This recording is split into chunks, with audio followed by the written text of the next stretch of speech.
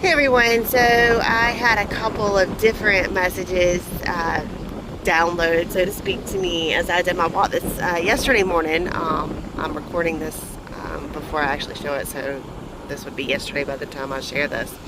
Um, but I'm gonna pause right here, and I want you to take a look at the next couple of clips in this video, and they're just images because I did start my walk yesterday morning a little bit early, like very early. I'm hoping there's not a ticket on my car when I go back, to be honest, because I wasn't thinking about the parking not being allowed until 6, and I was out here by 5:30.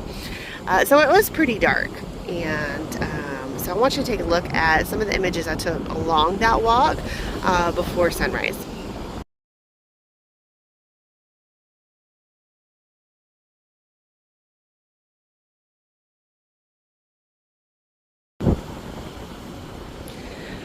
All right, so the message that I have, I was like, I was kind of arguing a little bit because I'm like, well, everybody shares the message about being the light, be the light, be the light.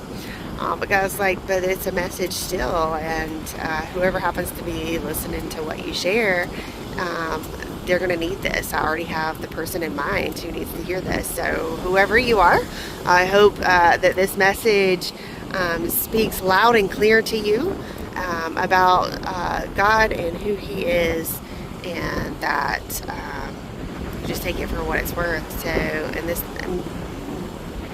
I think this is going to be more so for some of our believers out there, but it could be for somebody who is just coming to know the Lord. So as I was looking at the darkness that surrounded, because when you get away from the city lights, when you get away into like the coastal areas that aren't, super overdeveloped and that are still a little bit more serene, or out in the country and things like that, you do get to see the stars. You do get to experience darkness and just what it's like to be fully enveloped. So the pictures don't show quite as much dark as it can be because, obviously it's between 5:30 and 6 in the morning. But as I was looking at the light, because we are called to be the light, and that's part of my prayers, is like, God, let me shine your light for others to see. And so thinking about the video I gave, or I shared, about the loggerhead sea turtle mama who came on shore and laid her nest, and the fact that, false crawls, meaning she put in a lot of work and there was nothing productive about it. No future loggerheads come from a false crawl, but the work gets done. And I talked about the fact that we can be doing good things, very positive things, and sometimes we say we're doing this because God, this is good. God tells us to do these things. Well, yes, God tells us to do a lot of things. His will is very clear in the New Testament, in the Bible. However, we're not all called to do the same things. And so thinking about this light and being the light to others, some of us are going to be called into ministry fields that others of us should not step foot in. So first off, I hope you realize that we are all part of a priesthood of all believers, those of you who are believers who are watching this. So we are all called into this priesthood. We all have a ministry field. We do not have to have title of pastor or preacher or any of those titles. We don't have to have these positions in a church and that be our full-time job necessarily for us to be in ministry. My ministry field is the education system that I work in. Your ministry field might be, the banking system. It might be insurance. It might be sales. It might be as, working in the medical field. So many different fields. It might be construction. It might be, I'm watching the Turtle Patrol right now. That might be part of your ministry field. There's some ministry, very purposeful ministry fields like prison ministry and things like that have an actual, ministry as part of their name. And that's what got me thinking, as far as this being the light. that God called us to be. We're all called to be the light. So that's not different necessarily for us. But where we go and be that light, that is what's different. So some people are called to go and work with the homeless, and that's where they can shine light, and it's not going to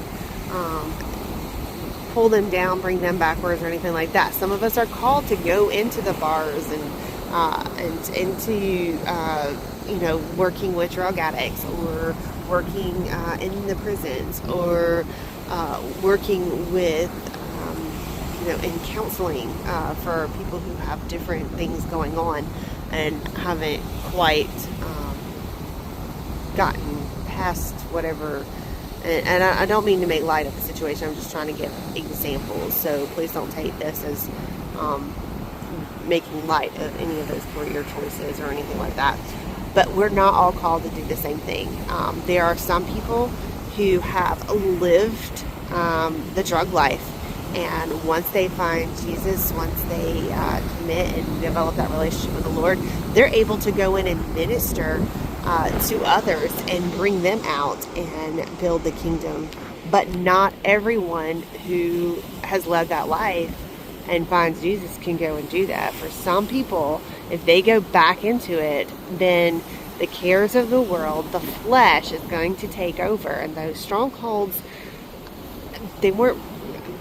our strongholds are broken, but there are things that, there's this spiritual battle, there's this war. Our spirit is pure, but our flesh is still part of our everyday walk down here on earth. And so there is a battle that we have to be aware of. So be the light, but be the light in the areas in which God has called you to. It doesn't mean that you're going to be the light in that area for your entire life, because sometimes we get called to different ministry fields as we go through life in different stages of life. So just because you're in a particular field right now doesn't mean that's going to be the same field in 5, 10, 15, 20 years. But just keep in mind that we are called to be the light. We need to be the light where God is calling us to be the light, not where we as humans, our flesh and soul, are choosing to go to. We will be so much more blessed, so much more successful if we are doing this for God, but not just for God, but doing it because God called us into the particular field to be that particular light in that particular dark area of the world. So I hope you got something out of this. I appreciate those of you who've tuned in and stayed with me for as long as you have, and I hope you'll have a blessed day.